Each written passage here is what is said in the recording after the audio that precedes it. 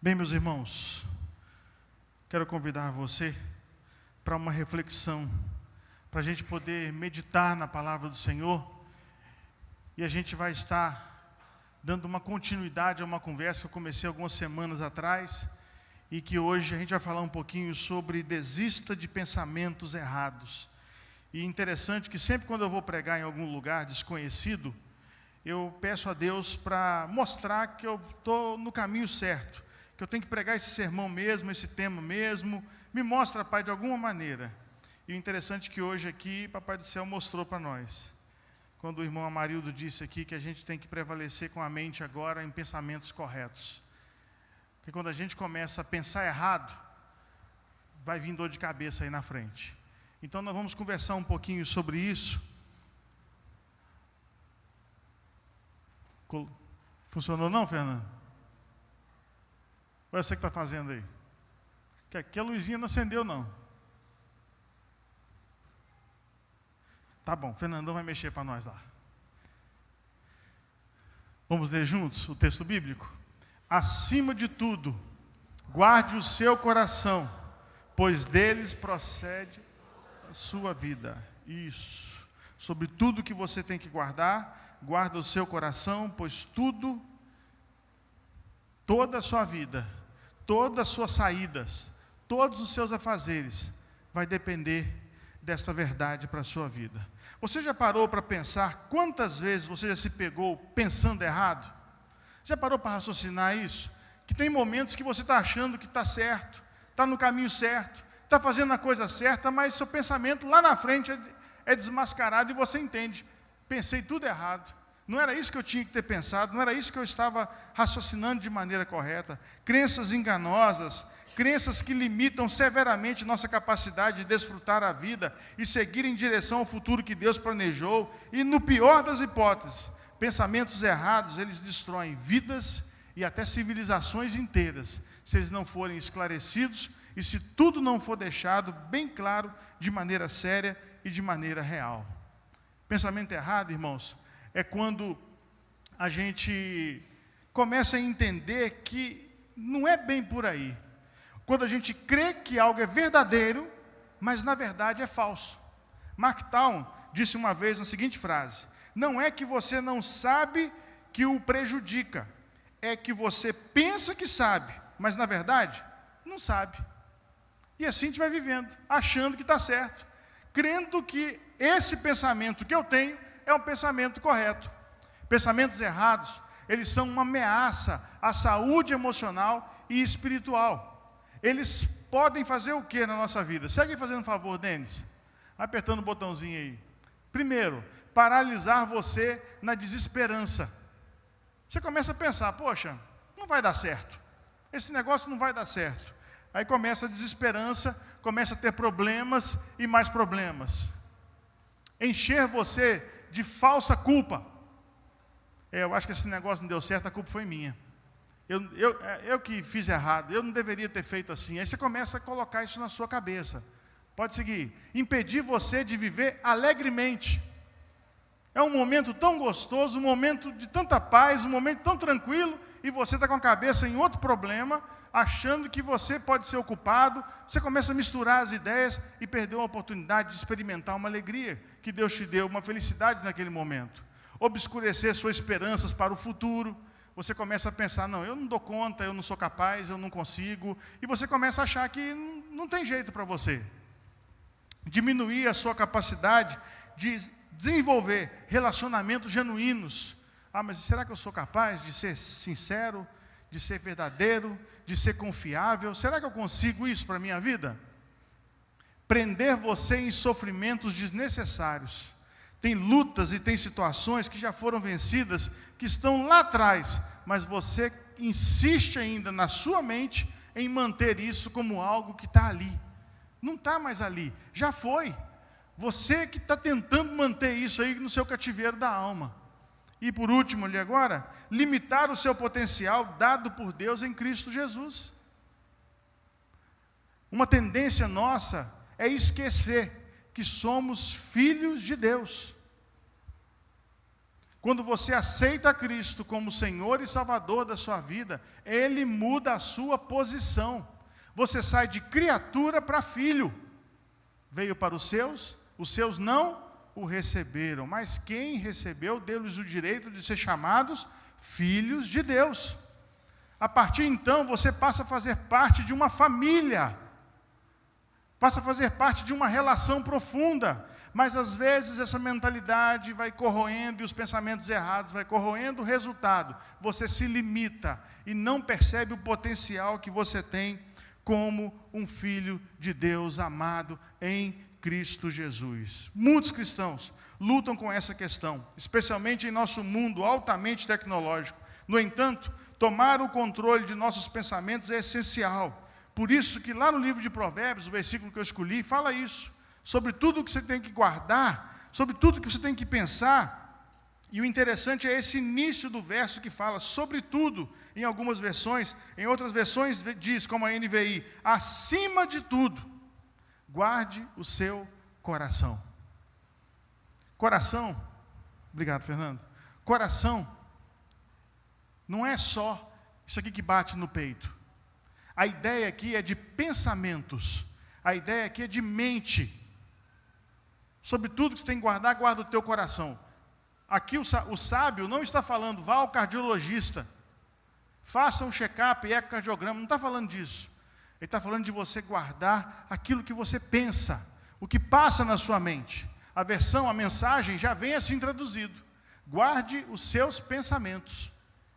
Então é importante que a gente tenha esse entendimento, porque uma das coisas que mais destrói a gente no dia a dia, e parece que não, quando eu comecei a estudar isso, eu comecei a observar a mim. Não é que a gente se pega pensando assim o tempo todo, de maneira errada? A gente se pega falando, tomando posições, achando que o nosso lugar é aqui, achando que o nosso lugar é ali, achando que fulano é assim, achando que Beltrano é assado, sem averiguar, sem entender se aquilo é verdade ou não, sem tirar conclusões sinceras. Resultado, agimos e atropelamos muita coisa. Por isso que o texto é claro ao dizer, sobre tudo que você tem que guardar, acima de todas as coisas, guarda os seus pensamentos, guarda o seu coração. Agora foi. Provérbios 4, 23, acima de tudo, guarde o seu coração. Guarda, coloca ele bem protegido, guarda bem a sua mentalidade, guarda a sua forma de agir. E hoje à noite, eu espero em Deus que você saia daqui entendendo isso que eu vou responder para você. Como é que eu guardo o meu coração? Como é que eu guardo a minha mente? Como é que eu guardo meus pensamentos?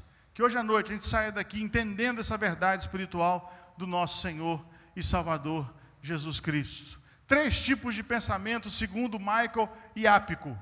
Ele colocou 3 tipos de pensamentos errados que nós temos que parar para pensar e parar para refletir. Primeiro deles, pensamento errado. Pensamento do tudo ou nada. São o pensamento dos extremos. O pensamento do tudo ou nada é aquele pensamento exagerado. Ou é ou não é. Eu vou ou não vou. Esse pensamento, ele faz com que as coisas pareçam maiores do que elas são. Às vezes a pessoa simplesmente falou para você o seguinte, olha, não vai dar para eu ir aí hoje. Aí você desliga o telefone e fala, essa pessoa nunca pode. Ela nunca tem hora para mim. Ela nunca, e com isso você vai entrando nos extremismos, e isso é ruim para a sua vida mental, para a sua vida emocional, para a sua vida espiritual. O pensamento de tudo ou nada é exagerado, faz as coisas parecerem maiores do que elas são. Por exemplo, uma entrevista de trabalho não sai como você planejou, aí você pensa, eu sou um fracasso. Eu não sei falar direito, eu falo tudo errado, por isso que eu não consegui esse emprego. Uma experiência ruim com uma pessoa cristã leva você a concluir que todo cristão não presta. Todo cristão tem um problema. Lá, é crente. Ele é crente ali. E é assim com todo mundo. Se você tem uma experiência ruim com um advogado, você acha que todo advogado não presta. Se você tem uma experiência ruim com um professor, acha que todo professor não presta. E aí você vai taxando, através desse pensamento extremo, um problema sério. Porque não é todo cristão que é ruim, não é todo professor que é ruim, não é todo advogado que é ruim, tem gente boa, e muito boa nisso. Você tira nota B em uma prova e decide, eu sou um fracasso. Se eu fosse bom, eu tirava A. E tem também o pensamento extremo do outro lado. Você tira A, você tira nota 100, você fecha a prova, você fala, eu sou o cara. É o outro extremo. É o outro exagero, que você também tem que ter cuidado, para ter humildade. Sua paciência está curta, depois de uma semana cansativa, e você pensa, sou um pai ou uma mãe terrível, porque eu gritei com os meus filhos. E aí você começa a achar que não sabe cuidar dos seus filhos, que não sabe zelar por sua família, que não tem ali força e nem suporte para dar atenção à sua família. Por quê? Porque você partiu para os extremos. E todo extremo, ele é perigoso. Podemos observar isso na reação de Jacó, mostrando o clássico pensamento do tudo ou nada. Olha o que o texto de Gênesis 42, 36 diz. E disse-lhe seu pai Jacó, vocês estão tirando meus filhos de mim, já fiquei sem José, agora sem Simeão, e ainda querem levar Benjamim, tudo está contra mim. Quantos filhos Jacó tinha? 12. Então ele ficou sem José, Simeão, e agora vamos levar Benjamim. Sobrou quanto nessa matemática aí? Está tudo contra ele? Estava tudo contra Jó. Jó não sobrou filho nenhum. Agora ele, o que ele faz? Olha a frasezinha. Tudo está contra mim. Ninguém me ama, ninguém me quer. É desse jeito. Sem perceber, começamos a entrar nos pensamentos errados dos extremismos. E isso não é bom para a nossa vida emocional, espiritual e para a nossa vida saudável. Precisamos ser melhor nisso, trabalhar melhor essas questões. Quando nossas declarações incluem palavras como sempre, tudo, todos ou nunca, geralmente essas palavras são sinais que estamos com pensamentos errados. Todos naquele lugar não gostam de mim. Às vezes você teve problema com uma pessoa. Às vezes na escola você tem problema com uma professora. Todo professor não presta naquele lugar. São os extremos. E você não pode pensar assim. Quando você pensa assim, você está dando vazão a um problema emocional muito sério. Pensamento errado número 2. Levando as coisas para o lado pessoal. Esse aí é algo que às vezes pega a gente de surpresa. Tomamos as coisas de forma pessoal, quando nos ofendemos, assumimos a responsabilidade ou culpamos alguém por algo antes de ter todas as informações. Você não sabe. Você está falando. Às vezes, no meio da conversa, você vem e fala, isso aí foi fulano. Calma, não terminou uma conversa. Por que você está falando que foi fulano? Por que você está falando que foi cicrano? Ele não gosta de mim. Calma, você não entendeu ainda. Mas não. A nossa tendência logo é porque aí começa o eu. O pessoal não gosta de mim. Cuidado. Cuidado com a vitimização. Cuidado com esses problemas pessoais seus, que estão escondidos e que precisam ser tratados. E aí, às vezes, numa conversa simples, você acha que as pessoas estão falando de você. E não é verdade. Eu lembro, na minha adolescência, esses meninos de hoje é tudo de ouro, gente. Esses meninos hoje é tudo benção. Graças a Deus, aleluia, né, Felipe? Glória a Deus. Mas nós conhecíamos alguns rapidinho que era assim. Quando a gente descobriu uma molecada que era assim, a gente falava assim, vamos começar a rir e olhar para fulano. Não é por aí? Aí daqui a pouco vem a pessoa. O que está acontecendo? Vocês estão olhando para mim e está rindo aí. O que está pegando aí? Já leva por? E nós tínhamos um rapaz lá no interiorzão do Rio, que toda vez que ele chegava, a gente falava assim, vamos espalhar bolinho. Ele chegava, a gente saía, cada um para um lado. Até que um dia, o que vocês têm contra mim? Nada não, a gente só está zoando sua cara, você não viu ainda. Mas a tendência nossa sempre é puxar para o lado pessoal. Ou eu fiz alguma coisa, ou eu sou alguma coisa, e aí com isso a gente começa a entrar numa deprê, numa tristeza, se achando que a gente é, sabe, o piorzinho do cantinho. E não é bem assim. Você precisa verificar as informações primeiro. O perigo são as histórias que a gente conta para nós mesmos. Esse é que é o perigo.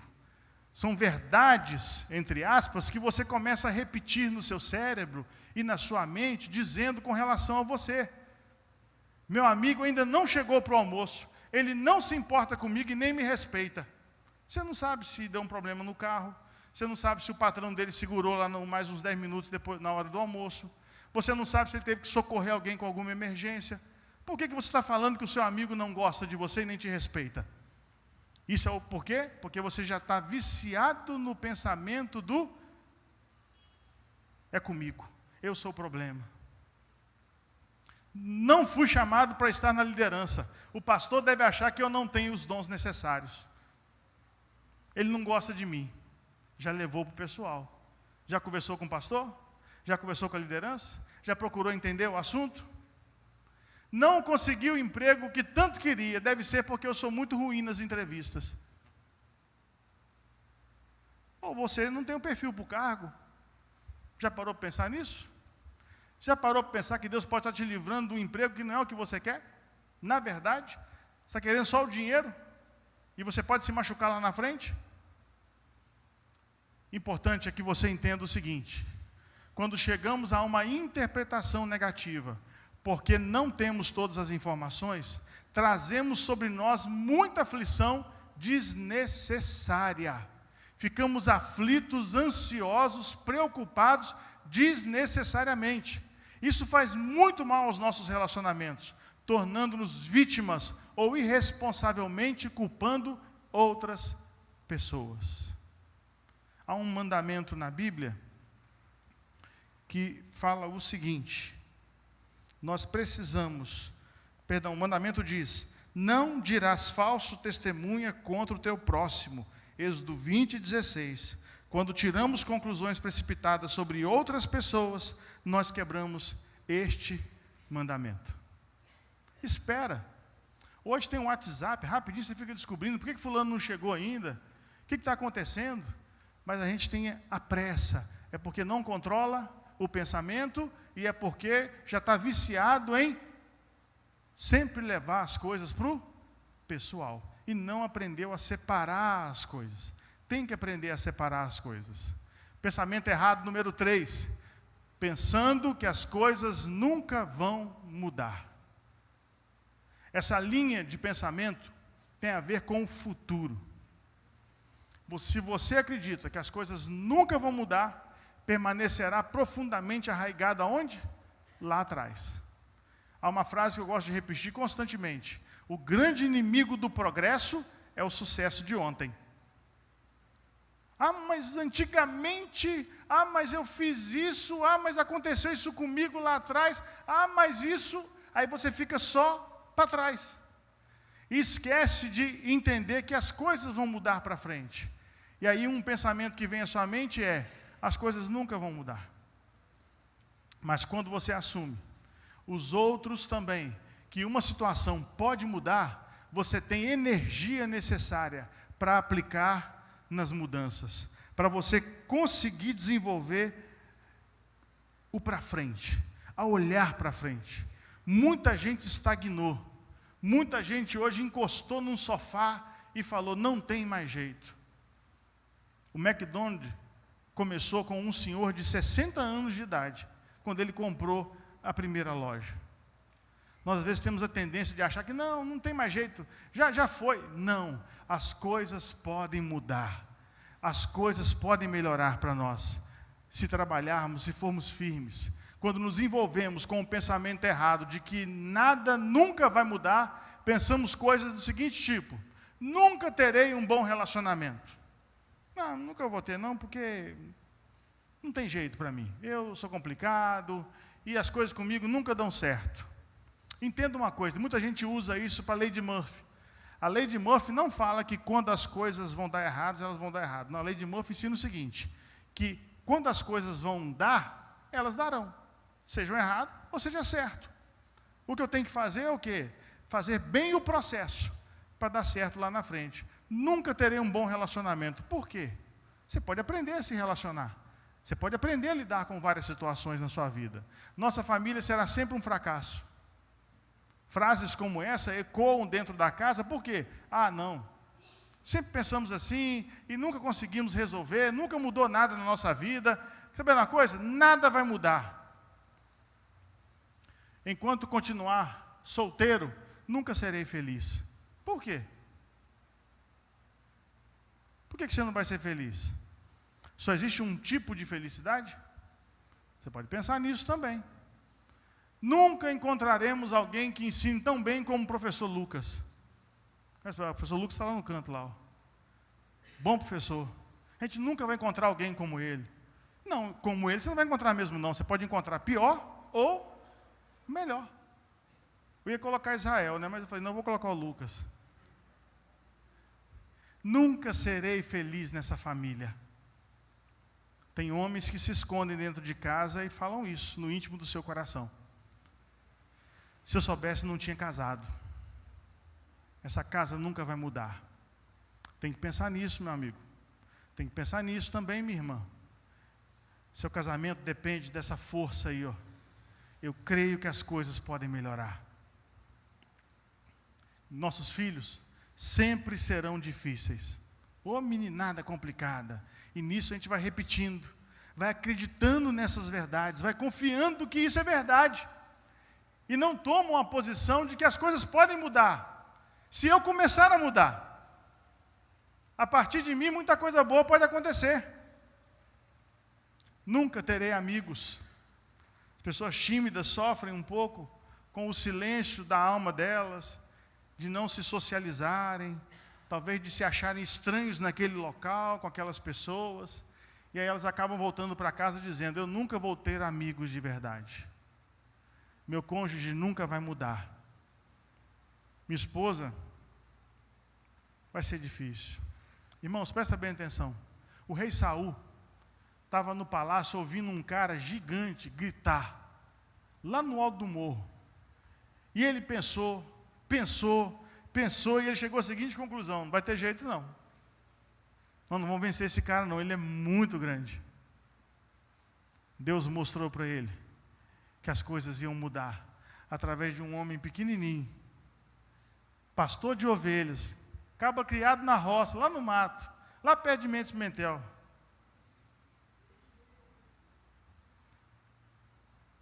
Ele chegou e fez a diferença. Porque ele não foi com armadura, ele foi no nome do Senhor. As coisas podem mudar na sua casa, podem mudar na sua família, no seu trabalho, podem mudar nos seus relacionamentos, pode sim. Só chamar Deus para perto. Só chamar e confiar nele, porque ele está agindo. Algumas frases que nós usamos no dia a dia, como cristãos, a gente acha que faz um pouco de diferença. Eu fui visitar a irmã Helena, falei, a irmã Helena, os irmãos conhecem bem, ela falou assim, pastor, estou em paz. E se Deus quiser, um dia eu vou descansar no braço dele. Eu falei assim, irmã, você já descansa nos braços dele? Ela, é verdade, pastor. Eu já estou nos braços dele, né? Eu falei, já está, irmã. Essa outra parte que você falou aí é um detalhe.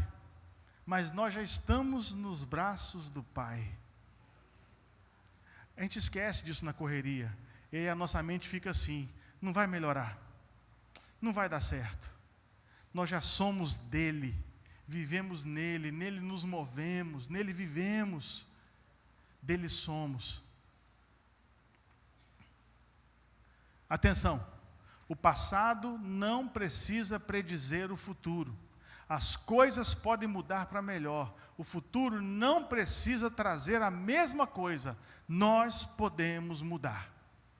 Não é porque ontem uma coisa deu muito certo que não possa ser melhor amanhã. E não é porque uma coisa deu errado ontem que não possa ser consertado amanhã. É só você mudar a mentalidade. Por quê? Errar é bom. Fracassar é bom. Perder é bom. Quando você põe na sua mente que tudo é aprendizado. Agora, quando você põe na sua mente que perder é fracasso, ou como diz os americanos, né? Segundo lugar fede. Aí você começa a ter uma mentalidade que não tem jeito. O fracasso está batendo na minha porta, por isso que as coisas não vão melhorar. Mas quando você entende que sim, as coisas podem mudar, você começa a reverter o caminho que Deus tem para a sua vida. Para isso, você precisa saltar algumas muralhas, vencer algumas barreiras importantes. A primeira delas, saiba quando você não deve seguir seus sentimentos. Aí sim, esse coração aí é enganoso. Se você for seguir somente aquilo, meu coração palpitou, cuidado. Fiquei todo arrepiado, pastor. cuidado. Porque você pode pegar um vento gelado do ar-condicionado e ficar todo arrepiado.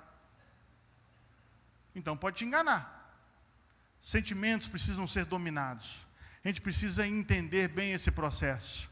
Sentimentos intensos nos impedem de fazermos perguntas esclarecedoras. Olha aí, ó. O que está acontecendo aqui? O que está acontecendo? De verdade. Por que meu casamento está como está? Como a gente vai vivendo só na emoção, naquela luta de querer ver a coisa dando certo, mas tudo no âmbito e no ambiente emocional, a gente não para perguntar isso. O que está acontecendo? Quais são realmente os fatos? Eu acho que o menino ele tem medo do pai, porque o pai não está no momento. A mãe está. Aí a mãe já vai na emoção, chinelo voando.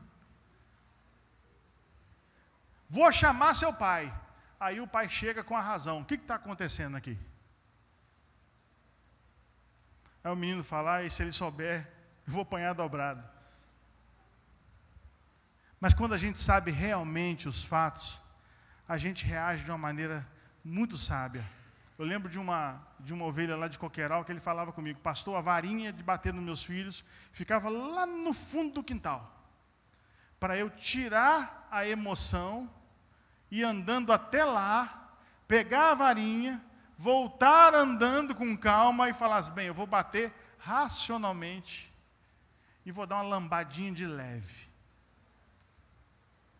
Nós precisamos entender, irmãos, apesar das brincadeiras, que a gente precisa reconhecer o que está acontecendo. Por isso, não siga os seus sentimentos à toa. Cuidado, não vai nessa onda do ímpeto. Relaxa, espera, tome a decisão talvez em mais alguns dias. Acalme sua alma para você entender o que realmente está acontecendo. O que sei que é verdade. Guarda isso. Muita gente fala que há duas verdades. Sempre há duas verdades. Não. Tem três. Tem a sua, tem a minha e tem a verdade. Porque a minha pode não ser a verdade. A sua também pode não ser a verdade. E aí então temos que ir os dois, o casal no caso, vamos os dois atrás da verdade. Então o que é verdade mesmo? Que resultados eu estou esperando? O que eu estou esperando? Se eu agir assim, como é que vai ser lá na frente? Se eu agir assado, como é que vai ser lá na frente? Eu preciso entender esse processo, eu preciso compreender essas verdades, porque senão eu posso me machucar muito. E os meus sentimentos são relevantes nessa situação ou devo deixá-los de lado nesse caso? Quer ver uma decisão séria? Eu vou me casar. Essa é uma decisão muito séria. E aí você tem que deixar um pouquinho de lado alguns sentimentos.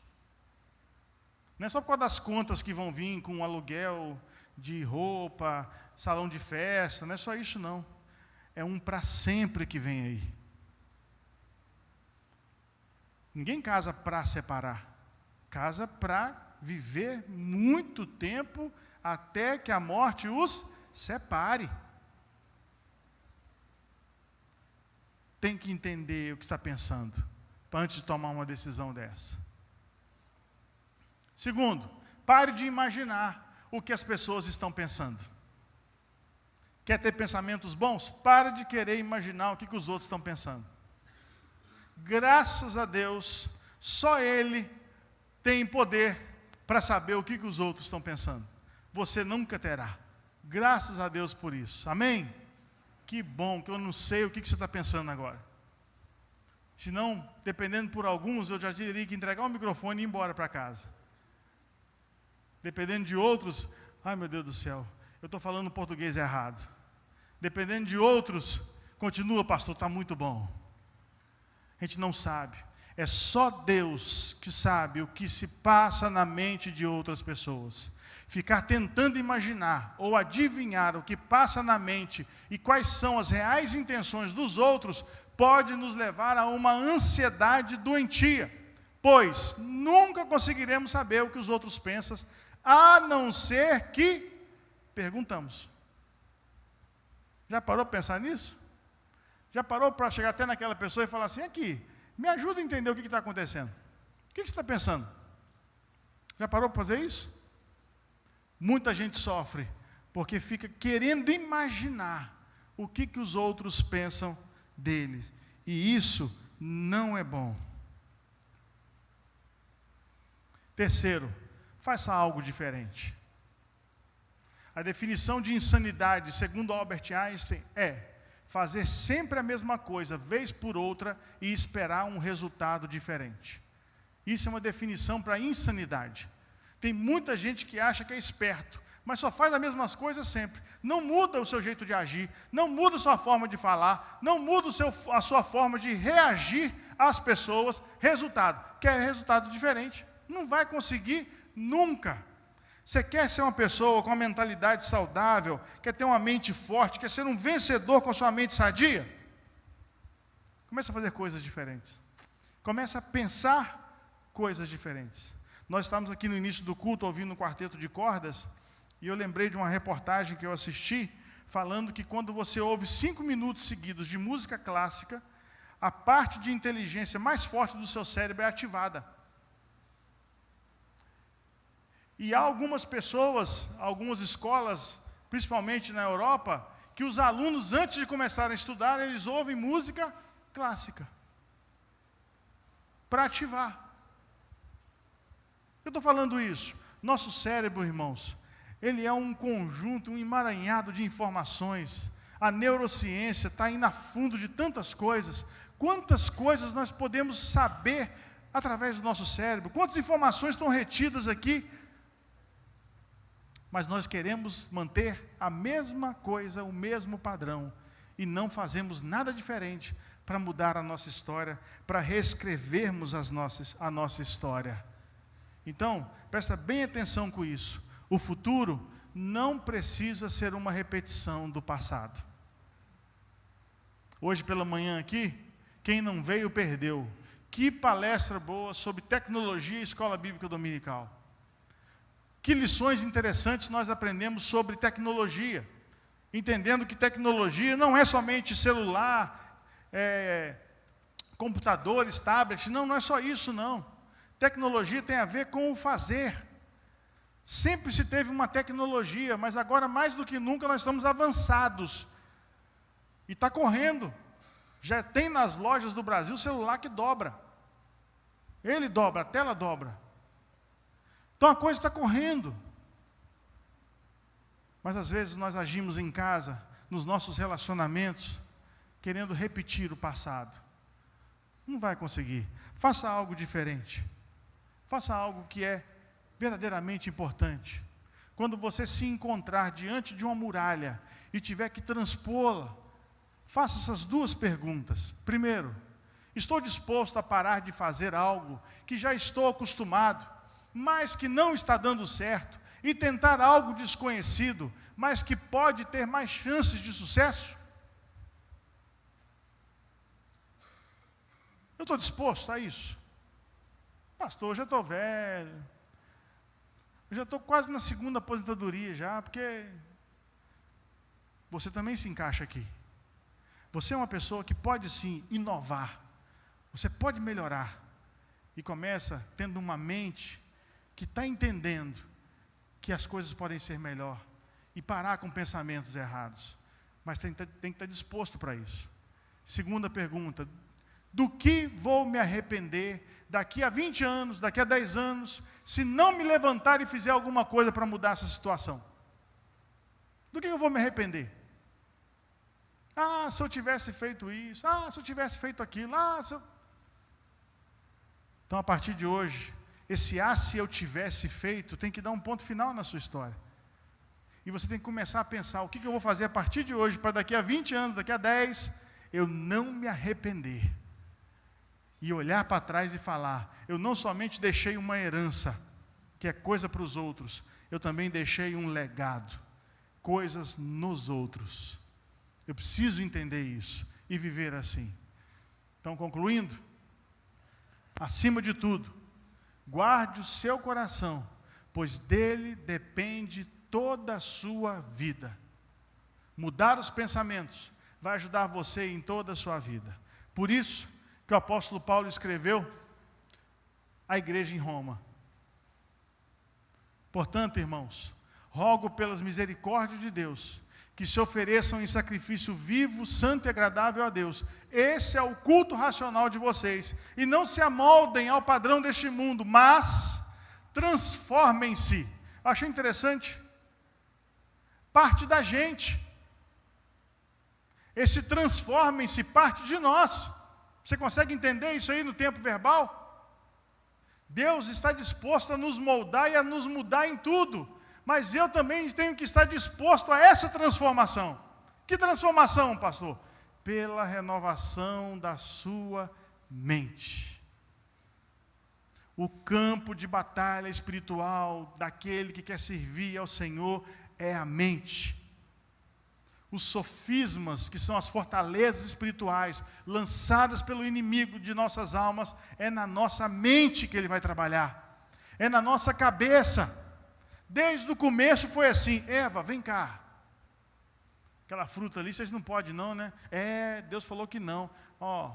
Mas se você parar para pensar, por que será que não pode, hein? Hein, Eva? Pensa aí, vamos pensar? E a Eva caiu na lábia e começou a pensar errado. Nós precisamos entender, irmãos, que é ali, que está grande luta sua. Às vezes vocês estão esperando um espetáculo de expulsão de demônio do diabo. E o diabo está morrendo de rir, trabalhando na nossa mente. Por isso que eu tenho que renovar. Agora, como é que eu renovo a minha mente? Cristo Jesus. Olhando para Ele. Ele é o único capaz de olhar para mim e falar: Alessandro, me segue, porque eu vou te mostrar um caminho. E o interessante que o caminho que Cristo quer mostrar para mim e para você, não é o caminho da cruz dele, é o caminho da sua cruz. Porque Cristo foi muito claro ao dizer: se você quer me seguir, negue-se a si mesmo e tome a sua cruz. Não é a cruz dele ele tomou. A cruz dele ele carregou. A cruz dele ele botou no ombro e foi. E lá morreu. A cruz que ele quer que eu carregue é a minha. Para que eu não seja somente o Alessandro, mas para que eu seja um pequeno Cristo, andando por essa cidade e vivendo Cristo, com quem eu encontrar, com quem eu conviver, com quem eu falar. E aí nisso, a minha mente será renovada. Por isso eu tenho dito, e falei isso na quarta-feira e volto a dizer, muita gente é preocupada com salvação e céu. Nós vamos chegar lá, mas Deus não nos salva só para o céu. Ele nos salva para a gente começar a experimentar a vida dele aqui. Para começar a experimentar a mente dele aqui. A forma dele pensar aqui. E aí com isso a gente começa a viver o céu na terra. Porque aí é assim que está na oração de Cristo. Seja feita a tua vontade, terra, como ela é feita. Então aqui é para viver como se eu já estivesse no céu. Fazendo a vontade do Senhor, que é boa, que é agradável e é perfeita. Tudo começa na mente. Se eu tenho pensamentos errados, se eu começo a cultivar pensamentos extremos, se eu começo a cultivar pensamentos que são totalmente a partir da emoção, eu tenho que agora voltar a minha vida para Cristo, para renovar a minha mente. Por isso, eu encerro com um texto de Paulo. Aquele que está em Cristo é uma nova criação. As coisas velhas, a mentalidade velha, a forma velha de pensar, eis que tudo é tudo, a sua mente, ela vai se fazer nova no dia que você entregar sua vida a Cristo. E aí começa um processo de santificação. Charles Spurgeon disse: não é a santificação que me leva a Cristo, é Cristo que me leva à santidade. Então a gente precisa entender esse processo. Como? Renovando a nossa mente. Abaixe sua cabeça, querido. Eu tenho certeza que você entendeu essa informação que Deus te deu hoje à noite. E eu tenho certeza que você está passando por alguma luta. E aí vamos às perguntas sérias. Está partindo da sua mente? Como é que você está pensando com relação a isso que você está vivendo? Mediante a isso, eu quero te dar uma boa informação. Jesus quer renovar a sua história. Jesus quer mudar por completo esse seu jeito de pensar, esse seu jeito de agir, e você vai parar com pensamentos errados e vai começar a pensar como Cristo pensou. Se você hoje quer mudar isso na sua vida, como o texto está dizendo, mas transformem-se. Você quer dar o passo inicial rumo a uma transformação de vida eterna. Eu quero convidar você a levantar sua mão onde você está. Eu quero orar por você.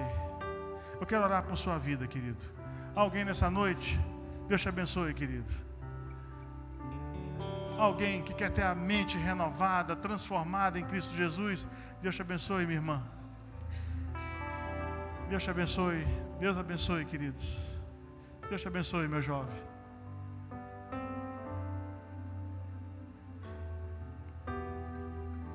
Deus vai te renovar, mas você tem que ir para Ele e abraçá-lo, chamá-lo de mestre e caminhar com Ele. Nós, como membros dessa igreja, queremos convidar você a caminhar com a gente, porque agora você não é mais eles, você é nós. Estamos juntos agora, nesse mesmo trilho da renovação da mente, da santidade, do entendimento, das revelações de Cristo Jesus para nós. Ó Pai, irmãos e irmãs levantaram a mão querendo a transformação da mente, querendo mais de Cristo, querendo um envolvimento contigo num relacionamento íntimo e pessoal. Transforme-os, Pai, à imagem do Teu Filho Jesus. Dê força na caminhada, Pai. Dê entendimento, ó Deus amado. E nos use para sermos instrumentos, ó Deus, como discípulos amados na caminhada rumo ao céu. Que o Senhor nos ajude a sermos servos deles, a servi-los em amor e a instruí-los na instrução do Teu Espírito Santo, meu Pai. Renova esses corações, renove essas mentes, meu Pai, todo dia. Renove nossa mente todo dia, para que a gente possa viver, ó Deus, de uma maneira plena diante do Senhor. Se há alguém aqui sofrendo, Pai, por pensamentos errados, que essa pessoa vá para casa, que hoje seja um dia de conserto, que a segunda-feira, amanhã, seja um dia diferente para a história dessa pessoa. Eu sou uma delas, que quero cada dia mais renovar-me mais em Ti. E eu sei que aqui há muitos assim. Vem sobre nós, Pai. Obrigado por falar conosco. Não merecemos nada disso, mas o Senhor é bom. E hoje as Suas misericórdias vieram sobre nós. Aleluias, aleluias. Obrigado, meu Pai. Obrigado. Em nome de Cristo que oramos. Amém, Jesus. Amém.